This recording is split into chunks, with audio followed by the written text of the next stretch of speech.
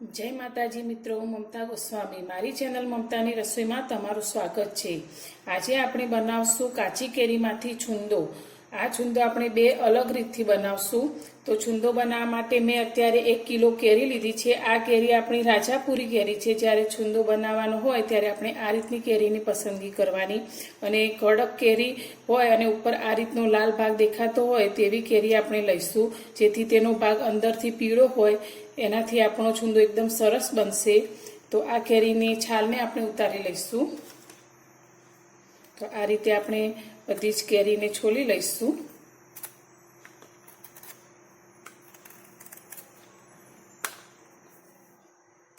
આપણે કેરીને છોલી લીધી છે અને તેની આ છાલ આપણે કાઢી છે। આ છાલને આપણે ફેંકશું નહીં।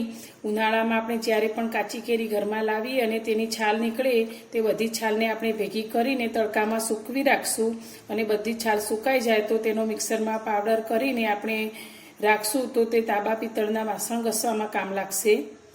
કેરીનું છીણ કરવા માટે આપણે આ રીતની મોટા કાણાવાળી આપણે છીણી લઈશું। હવે કેરીને લઈ અને આપણે આ રીતે ઊભી છીણશું જેથી એકદમ લાંબી છીણ થાય। તો આ રીતે આપણે કેરીને છીણશું। આ રીતે છીણતા આપણને છીણીનો ભાગ વાગી ન જાય તેનું ખાસ ધ્યાન રાખવાનું। તો આ રીતની આપણે એકદમ લાંબી છીણ કરી લઈશું। તો આ રીતે હું બંને કેરીને છીણી લઈશ। આપણે કેરીનું છીણ કરી લીધું છે। હવે તેમાં આપણે 1 ચમચી જેટલું મીઠું લઈશું અને અડધી ચમચી આપણે હળદર લઈશું। આપણે કેરી એકદમ પીળાશ પડતી હતી એટલે આપણું છીણ એકદમ સરસ પીળું થયું છે। હવે મીઠું અને હળદર કેરી સાથે મિક્સ કરી લઈશું। આ રીતે બધું બરાબર મિક્સ કરી લઈશું। आ रीते मिक्स करी अने आपणे तेने 10 मिनिट राखशुं तेथी जे केरीना अंदर पाणी छे ते बधुं छूटुं पड़ी जाए। तो आ रीते बधुं मिक्स करी अने आपणे राखी मूकशुं।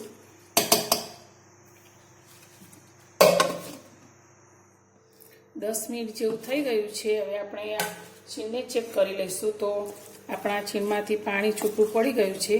આપણે આ પાણીને બિલકુલ કાઢશું નહીં। આ પાણીથી આપણા છુંદાનો રસો એકદમ સરસ થશે। તો આ રીતે આપણે પાણીને રાખી અને મેં 1 કિલો ખાંડ લીધી છે। તો આ ખાંડને આપણે છીણમાં એડ કરીશું। આપણે 1 કિલો કેરી લીધી હતી તેમાં આપણે ગોટલા છોતરા કાઢતા 900 ગ્રામ જેટલું આપણું આ છીણ થયું છે। તો તેની સામે આપણે 1 કિલો ખાંડ લઈશું। ખાંડને તમે વધારે ઓછી કરી શકો।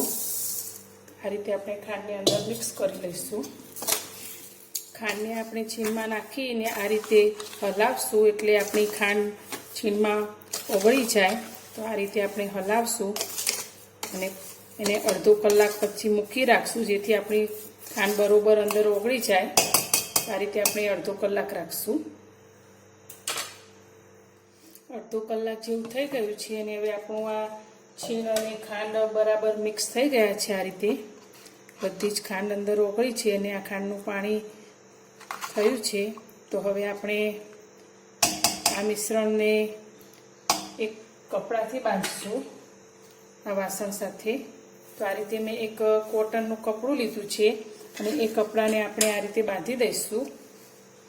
આ રીતે બાંધ્યા પછી આપણે તેને 7 દિવસ માટે તડકામાં રાખશું। જ્યાં આખો દિવસ તડકો આવતો હોય ત્યાં સવારે 9 થી સાંજે 5:30 વાગ્યા સુધી આને આ રીતે તડકામાં રાખશું અને રોજ રાત્રે નીચે લાવી અને આપણે તેને હલાવી લઈશું। તો જ્યાં આપણી છત ઉપર તડકો આખો દિવસ રહેતો હોય તેવી જગ્યાએ આને મૂકવાનું। તો આ રીતે આપણે તડકા છાયાનો છુંદો બનાવી શકશું। હવે આ છુંદાને આપણે બીજી રીતે બનાવશું। આપણે ખાંડ અને છીણને એક જાડા તળિયાવાળી કઢાઈમાં લઈશું અને ગેસ ચાલુ કરી આપણે આને હલાવશું। ગેસને એકવાર વધારે કરી અને તરત આપણે ધીમો કરી દઈશું।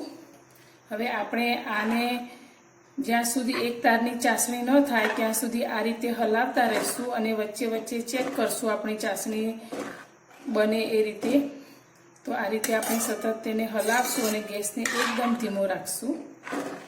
तो आ रीते आपणो छुंदो जल्दी तैयार थशे। पहली रीतथी आपणे बनावशुं तो छुंदाने थता 6 થી 7 દિવસ લાગશે, જ્યારે આ રીતે કરવાથી આપણો છુંદો 15 થી 20 મિનિટમાં તૈયાર થઈ જશે અને આને પણ આપણે 1 વર્ષ સુધી સ્ટોર કરી શકીશું. તો આ રીતે આપણે તેને હલાવશું. આપણે આ રીતે હલાવતા થોડો સમય થઈ ગયો છે. આપણે આ રીતે છુંદો બનાવતા જરા પણ ઉતાવળ નહીં કરવાની. આ રીતે આપણે તેને ધીમા ગેસ પર કરવાનો. હવે આપણે એકવાર ચેક કરી લઈશું. તો આ રીતે આપણે આંગળી ઉપર લઈને આ રીતે ચેક કરશું. હજુ આપણી ચાસણી બરાબર નથી થઈ. આપણી ચાસણી એક તાર થાય ત્યાં સુધી આપણે તેને હલાવશું. તો હજુ આપણે 5 મિનિટ આ રીતે હલાવશું અને પછી ફરી ચેક કરશું. તો આ રીતે છુંદાને થતા થોડો ટાઈમ લાગશે, પણ આપણે ધીમા ગેસ ઉપર આ રીતે કરશું તો આપણો છુંદો એકદમ પરફેક્ટ બનશે. ઉપર આ રીતે થોડા બબલ્સ થાય ત્યાં સુધી આપણે હલાવશું.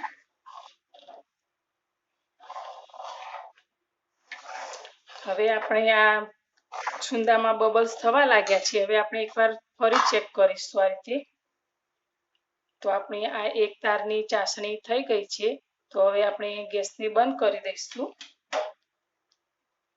અને આ રીતે તેને થોડી વાર ઠંડુ થવા દઈશું. આપણો આ છુંદો ઠંડો થઈ ગયો છે. હવે આપણે તેમાં થોડા મસાલા કરી લઈશું. તો મેં આ લવિંગ લીધા છે, 5 થી 6 જેવા લવિંગ આપણે અંદર નાખીશું. તમે તમારી ટેસ્ટ પ્રમાણે વધારે ઓછા લઈ શકો. પછી તેમાં આપણે તજના ટુકડા લઈશું. તો અત્યારે મેં એકદમ નાના ટુકડા લીધા છે તજના, તે પણ અંદર લઈ લઈશું. બધું બરાબર મિક્સ કરીશું. હવે તેમાં મેં ઇલાયચીના 2 દાણા લીધા છે, આ રીતે આખા જ તે અંદર લઈશું. તમને પસંદ હોય તો લઈ શકો. તેનાથી આપણે જ્યારે આ છુંદો બરણીમાં ભરશું અને જ્યારે બરણી ખોલીશું ત્યારે તેનાથી ખૂબ જ સારી સ્મેલ આવશે. હવે તેમાં આપણે જીરું લીધું છે, તો 1 ચમચી મેં આખું જીરું લીધું છે, તો તે અંદર લઈ લઈશું. આ રીતે તમે ખાંડીને પણ લઈ શકો. તો આ રીતે બધું બરાબર મિક્સ કરી હવે તેમાં આપણે મરચું એડ કરવાનું છે. તો તમે જે પ્રમાણે તીખું ખાતા હોય તે પ્રમાણે મરચું એડ કરવાનું. જો કાશ્મીરી લાલ મરચું હોય તો તે તમે લઈ શકો. અત્યારે મેં તીખું મરચું લીધું છે, તો અડધી ચમચી જેટલું જ મરચું એડ કરીશ. તો આ રીતે આપણે મરચું લઈશું. બધું બરાબર મિક્સ કરી લઈશું. તમારે છુંદાનો કલર એકદમ લાલ જેવો કરવો હોય તો કાશ્મીરી લાલ મરચું લેવાનું. આ રીતે બધું બરાબર મિક્સ કરી લેવાનું. તો આપણો આ છુંદો તૈયાર થઈ ગયો છે. તો આ રીતની કાચની બરણી હોય તેમાં આપણે આ છુંદાને ભરશું. તો હજુ આ થોડુંક વધારે ઠંડુ થઈ જાય પછી તેને આપણે બરણીમાં ભરશું.